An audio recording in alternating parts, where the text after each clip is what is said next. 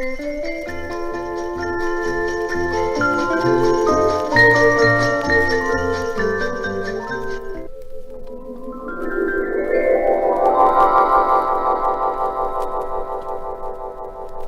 upon a time, hundreds and hundreds of years ago, in a little village on the shores of the North Sea, there lived a poor fisherman and his wife and 2 children, a 4-year-old son, Nicholas, and a tiny baby girl called Julie. They were only poor fisherfolk, and their home was a simple, one-roomed cottage built of heavy stone blocks to keep out the freezing north wind. But it was a cheery little place in spite of them being poor, because everyone was loving and happy. On cold winter nights, after the fisherman had come home from a hard day's work out on the open sea, the little family would gather round the blazing fire, the father puffing at his after-dinner pipe, while his wife knitted happily, keeping a watchful eye on the 2 children playing on the floor. Nicholas would be busy fashioning a toy doll out of wood and pieces of cloth, while his sister watched with round, excited eyes, and then stretched out her eager little hands to take the doll that her brother had made for her. Things went on in this way for a year. Nicholas fashioned rough little toys for Julie, and his mother happily went about her household tasks, while the father continued earning his family's daily bread in the teeth of biting winds and wild seas. In this way, the little family might have gone on for years, but for the wild, tragic night.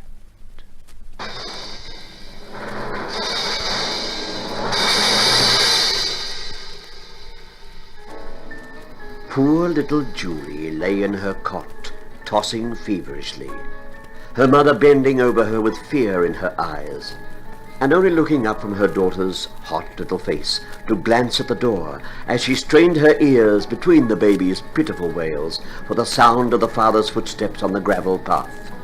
For the father was late tonight of all nights when he was needed most, to run to the other end of the town for the doctor. As the minutes dragged on, the storm outside grew in fury, and the fear in the woman's heart over the absence of her husband and the painful sobs of the little girl became too much for her.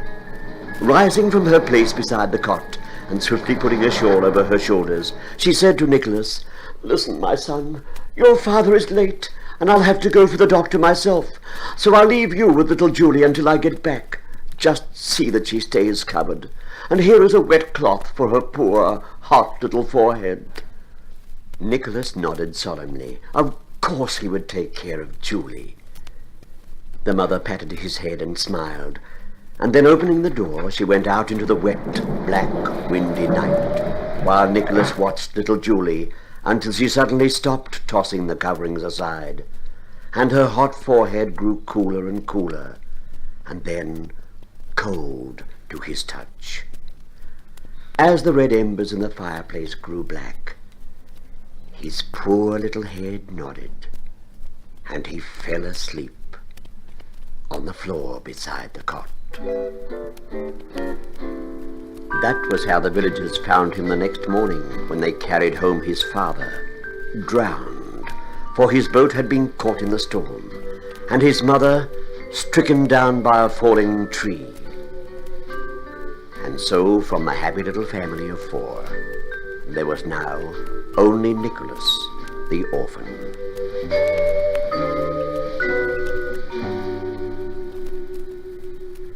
The fishermen in the village smoked one pipe after another and scratched their heads, thinking for a long time over the problem, and their good wives also talked among themselves, and everyone was saying, "What shall we do about the boy Nicholas?" It was finally agreed, after much talk, that each family would look after him for 1 year each. So it was that on that Christmas Eve, Nicholas came to live with the first family, called Bavron, kindly people who tried their best to make a lonely little 5-year-old boy forget the sadness and loss of his mummy and daddy. As the year passed, Nicholas gradually forgot his grief in the busy, happy life of the Bavron house. The other children played with him and came to accept him as one of the family. Nicholas was, in turn, not too young to appreciate the happy year he was spending with his new brothers and sisters. And when he learned that Christmas Day would bring to an end his stay with the Bavron family, His mind was confused with many different thoughts. There was sorrow in his heart at leaving, a fear of what unknown life was waiting for him with the next family, and a growing desire to do something, no matter how small, to show these people how much he loved them and their children. The only thing he owned in the world, however, were the clothes that he had on, an extra coat and trousers, a sea chest, and a jackknife, which had belonged to his father. He couldn't part with any of these, and yet he wanted to leave some little gift. And suddenly he thought, I know. Julie always loved the little dolls and animals that I used to make for her out of pieces of wood. Maybe now, with the help of the jackknife, I could make something even better. And so for the last 2 weeks of his stay, he worked secretly in the dark storeroom, hiding his knife and wood when he heard anyone approaching, and working furiously in the last few days so that he could have everything finished by Christmas morning. Well, the toys finally were finished. Nicholas gave them a last loving polish and looked at them admiringly. A handsome doll dressed in a bright red skirt for Margaret, the eldest girl, a little doll chair for little Gretchen, and a beautiful sleigh for his playmate Otto. And so the next day, when the 3 children were crying as they watched the little sea chest being packed, and their father waiting at the door to take Nicholas to Hans, the rope maker's house, the departing orphan slowly drew from behind his back the rough little toys he had made. Nicholas forgot to cry himself as he watched the glee with which the children welcomed their gifts, and a lovely glow seemed to spread itself around his heart as he watched their happy faces. Well, I'll be going now. Goodbye. Next Christmas, when I can make toys better, I'll make you some more. And with this promise, Nicholas bravely turned his back on the happy scene to face another year somewhere else. His small figure looked smaller still as he walked through the snow beside tall Mr. Bavron. But small as he was, a big heart still felt the glow of the other children's happiness. The Christmas days that followed were happy ones, not only for Nicholas, but for all the children that he met in his travels from house to house. And so it happened that as the years sped by, Nicholas grew more and more skillful with his father's jackknife, and the children of each household learned to expect one of Nicholas's toys on Christmas Day. Not one child was ever disappointed, for the young woodcarver was able to always remember exactly what each child liked, and whether Nicholas was sick or tired, he made Christmas their day. Yes, there were toy boats for fishermen's sons, baby dolls' prams for the girls, in fact, practically everything you could ever dream of. All this time, Nicholas had been busy with many other things besides toy-making, for as he grew into a tall, strong boy, there were many tasks he had to do, and did willingly, and of course there was school. On one particular winter's day, we find Nicholas on his way to school, trudging through the snow and dragging a sled loaded with wood for the school fire. He had grown into a happy-looking boy of 14 years of age, and he whistles happily because, although in a week it will be Christmas once more, he remembers that he has a chest of beautiful finished toys. One for each child in the village. It's the first time that he has been able to do all of them, and the thought of the trips on Christmas to personally deliver to each one of his famous toys makes him full of joy. Reaching the schoolyard, he noticed that instead of running and playing games as usual, the children were gathered together excitedly discussing something. As Nicholas entered the yard, they all rushed over to him, their faces aglow with the wonderful news that they had to tell. They all began talking at once. Otto drew a deep breath, and he began to talk fast so that no one could interrupt him. "Hey, Nicholas, there's to be a big sled race on Christmas morning. All the boys are to start with their sleds at the squire's gate at the top of the hill, and the first one to get back to the big pine tree at the other side of the squire's hill wins the prize. And what a prize, too! A big new sled!" And then somebody else said, Yes, with steel runners too. With steel runners? Nicholas was awed. Yes, with school runners, a beautiful red sled. Nicholas, you'll enter, won't you? Well, what time does the race start? 9 o'clock, Christmas morning. Nicholas shook his head doubtfully. I don't know if I can be there. Well, the boys looked at him, suddenly silenced by the thought that came to every mind. Nicholas couldn't see how he could possibly finish his work, make his rounds with his gifts, and still be at the starting place at 9 o'clock. Every child had come to expect a Nicholas toy on Christmas morning, and the boys were too shy to put into words how good Nicholas was to them and their smaller brothers and sisters, and he might not be able to enter the race that was so dear to every boy's heart. Nicholas thought to himself, maybe if I got up earlier, maybe. I've got that doll to deliver to Elsa, and she's away outside the village, I know. Elsa's home is in the path of the race, and I could deliver it on the way, I could.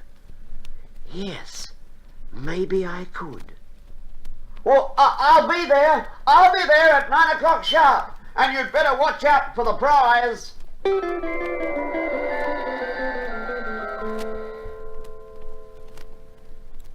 When the children of the village awoke on Christmas morning, they found that Nicholas had already been, yes, long before the sun, for each doorway was heaped with toys, the result of a whole year's work. After the excitement over the gifts, the boys made a last-minute inspection of their sleds, and then the whole village set out for the starting point. Nicholas's sleigh was damaged with the great load of toys it had carried, and he worked feverishly to mend it in time for the race. But suddenly in the distance he heard the echo of the horn from the squire's house at the top of the hill, announcing the start of the race. He could have sobbed with disappointment, because he knew that he could never get there in time to start with the others. But he had to get to Elsa's place, which was on a part of the racecourse, and so he made a mad dash for the top of the hill, where he found the villagers already looking excitedly after a group of black specks speeding down the hill. As Nicholas panted his way through the crowd, they all made way for him. "Come on, Nicholas, boy, come on," shouted Mr. Bavron. "I vow I'd rather see you win than even my boy Otto. Here, men, let's give him a good push. Come on. 1, 2, 3, and off he goes!" And down the hill sped Nicholas, his face stinging with the rush of the wind as he cleverly steered his sled to gain more speed, until the wooden runners hardly touched the snow. On and on he went, faster and faster, and his eyes glowed with excitement, for he seemed to be catching the other boys as they grew larger. Then, as the hill sloped more gently, he noticed something ahead which puzzled him. The boys had all stopped on the other side of the frozen creek. Instead of all going ahead through the patch of woods at the other side, they had all calmly got off their sleds and were standing still watching Nicholas approach. As his sled stopped before them, he looked from one to the other in wonder. "What's the matter? What's happening?" Little Joseph said, "Come on, Nicholas. We would have waited for you at the top of the hill, but the squire got impatient and made us start when the horn blew. But of course you knew we'd wait for you, didn't you?" Otto shouted, "Yes, of course he did. Come on, Nicholas, put the doll in Elsa's doorway and let's go. And from now on, just see how long we'll wait for you. First come, first served, with the big red sled prize." Nicholas put his hand on the nearest boy's shoulder, and his eyes glistened with moisture, and a lump came into his throat. He couldn't say anything, but he was so happy at this boyish way of showing friendship that he felt his heart would burst with happiness. Well, 20 boys delivered the doll to astonished little Elsa, and then with a wild shout they were off again, dragging their sleds after them, laughing, racing, and happy. And Nicholas was the happiest of them all, even if his sled was a clumsy thing, especially to lift over the fences. "They like me," he thought as he raced along towards the next fence. This was a wonderful Christmas. He pulled the sled up a steep incline and passed poor little Otto panting up the hill. Ha-ha! He had made the top, And then began the long slide down, with only one boy ahead of him. And then the climb to the top of the hill, and the big red sled that would hold twice the amount of presents. Up the hill he went, digging his toes into the ground and pulling his old sled tiredly after him, turning around to see how close the next boy behind him was. And then, suddenly, he heard the shout to the villagers, and he was at the top of the hill. He had won the race. Yes, and each father and mother smiled as happily as if it had been their own son who had won. And as the boys laughingly pulled Nicholas home on his big new red sleigh, and the little children climbed lovingly all over him, he made a vow with God that every Christmas he would try to visit with his toys as many good children as he could. And so time passed, and soon Nicholas became a young man, and built his own home, and his workbench, well, you should have seen it. It became a delight to see, for as soon as his work was done each day, he would begin making brightly coloured toys. Now, one particular Christmas Eve, Nicholas did not have a very easy time delivering his presents to the village houses.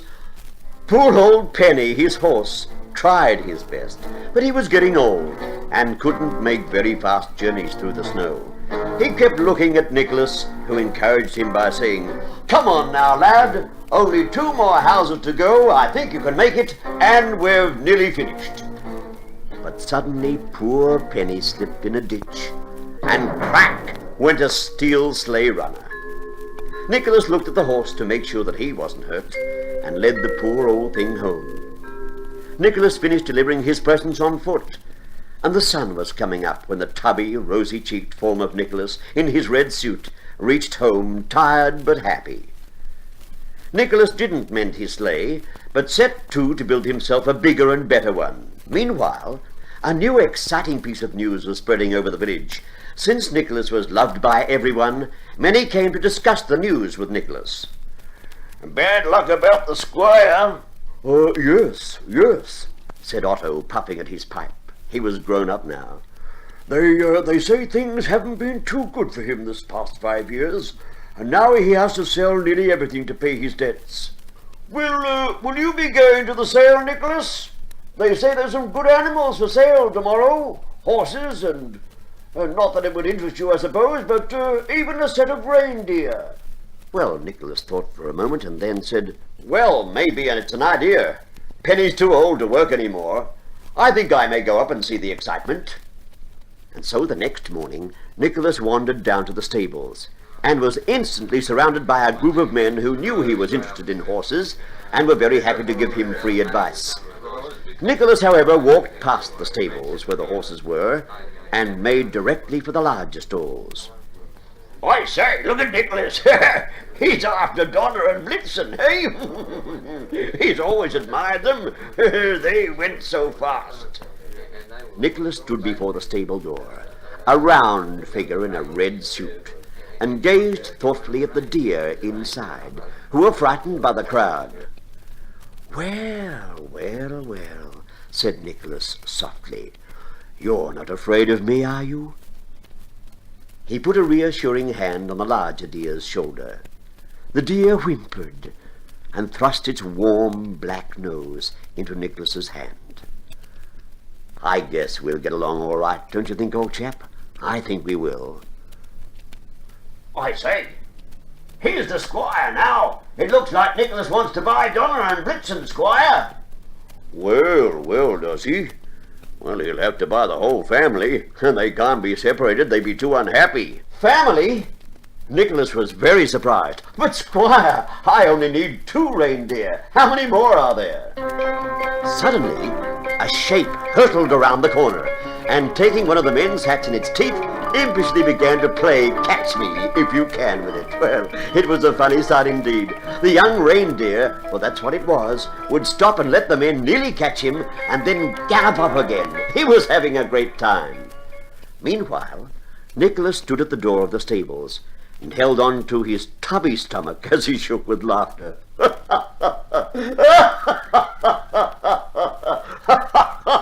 "Well, I think I'll take the lot. I think I'll take the lot. I don't know what the others are like, but I must have that one that you call Vixen. Well, he finally made the bargain for the reindeer, for not 2, but 9. There was Donner and Blitzen, Dasher and Dancer, Comet and Cupid, and Prancer and Vixen. Oh, yes, and one little one who didn't look very much like a reindeer at all, because he had a red nose. His name was Rudolph.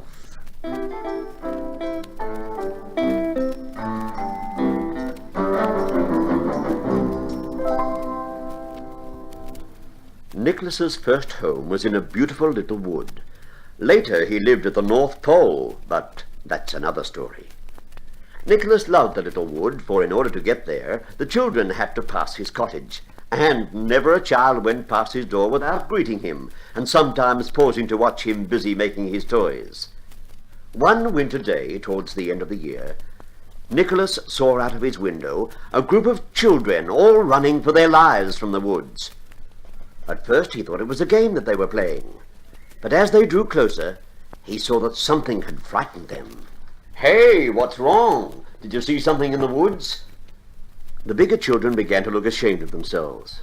A fair-haired boy explained, "Well, we were playing cowboys and Indians, and it was Joey's team's turn to ambush us. I was leading the cowboys, and we didn't know where Joey's Indians were hiding, and we were sneaking along the track when all of a sudden I saw a bush move. I yelled, 'Indians!' and we all rushed over to capture them." "Yes, and a big black man walked out." "Well, he wasn't really black, you know. When we heard the others calling Indians, we rushed over too. He had long black hair, a big moustache, and gold rings in his ears. Well, we started to run, and ran into a whole lot of people like him, men, women, and babies too, and lots of big wagons with windows." "Well, do you know what I think? I think they might be gypsies." "Gypsies? Why, they've never been in our village before. Are they going to live here?" "Well, I don't know. Gypsies don't usually wander north in the winter time. This tribe must have lost its way. Nobody can get over the pass in the mountains now, you know, so they're probably stranded here till springtime." And so it was, too. It was a band of gypsies the children had seen, and Nicholas had been right. They hadn't been able to get through the pass, as it was full of snow. The gypsies explained their troubles to the village folk, who gave them food, and the little circle of caravans that they lived in became a part of the woods for the winter. Once the children of the village had recovered from their first fright, they soon made friends with the little black-haired gypsies, and there were many gay times in the camp. Towards Christmas, the children of the village told the little gypsy children long stories about jolly Nicholas, and how he came every Christmas on a beautiful sled drawn by reindeers, and how he was always dressed in red. He went from house to house, filling stockings with toys and sweets, and if he couldn't get in the door or window, he even came down the chimney. The gypsy children used to listen with eyes wide with wonder at these stories of Nicholas, and then look down at their poor ragged clothes and the paint peeling off the caravans, and then would shake their heads sadly. "He wouldn't visit us. We haven't any chimneys or doors, nor do we have any stockings to hang up. We're too poor. He wouldn't visit us."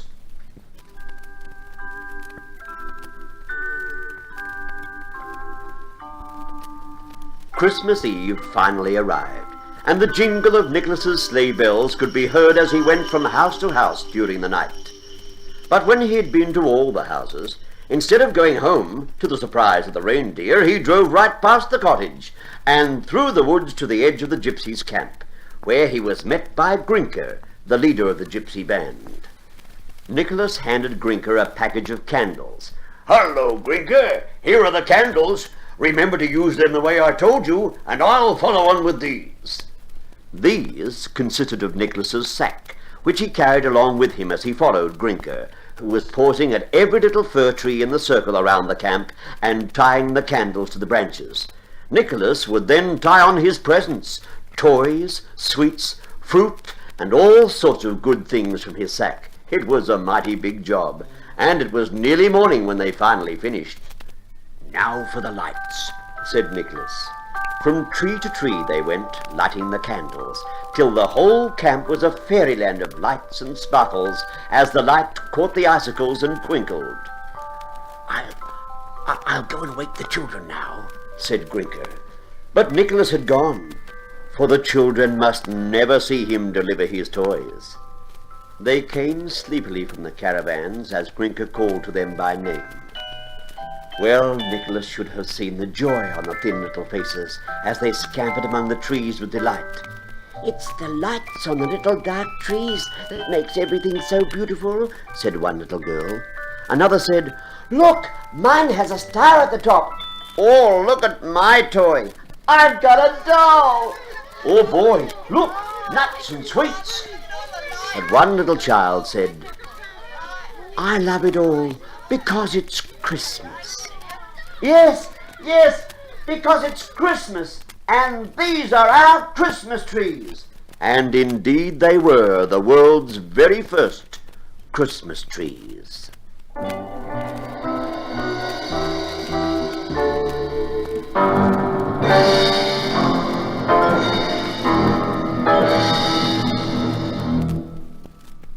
One of the children, a girl named Mary, loved Nicholas, the big happy man with a long white beard, because he was all that was good and big in heart.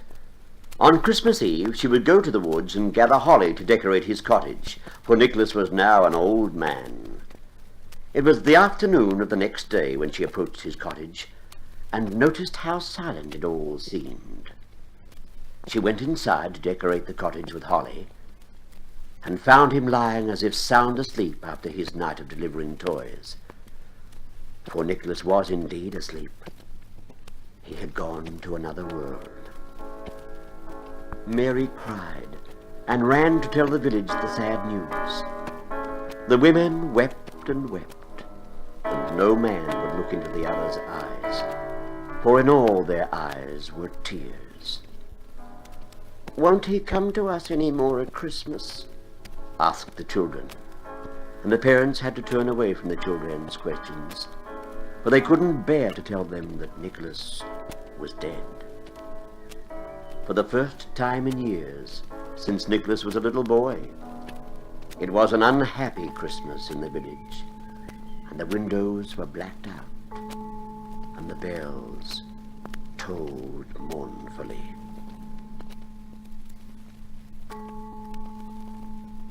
It was a sad year that followed, for many a time a mother would pick up a little carved doll from the floor, look at it, and wipe a suddenly tear-dimmed eye.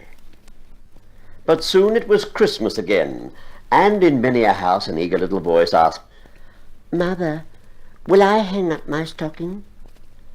And mother would say, No, darling, Nicholas has gone, and he won't be able to fill up your stockings any more." Yes, it was very different from other Christmases. There were no happy children wondering what Nicholas would bring them for Christmas this year.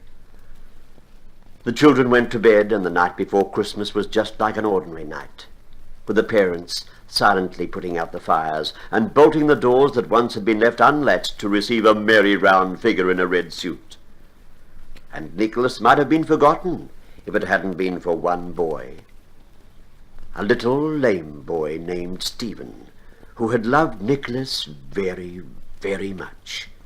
And he had a childish faith that no matter what happened, the big heart of Nicholas would never die. And so it was that Stephen's mother and father were surprised to see Stephen calmly hanging up his stocking as usual. "But Stephen, you know Nicholas is no longer here. There isn't any Nicholas any more, don't you understand?" But I've got to hang up my stocking, Mummy. I've just got to. I don't believe that God would keep him away from the children on Christmas Eve. He will come, Mummy. He will.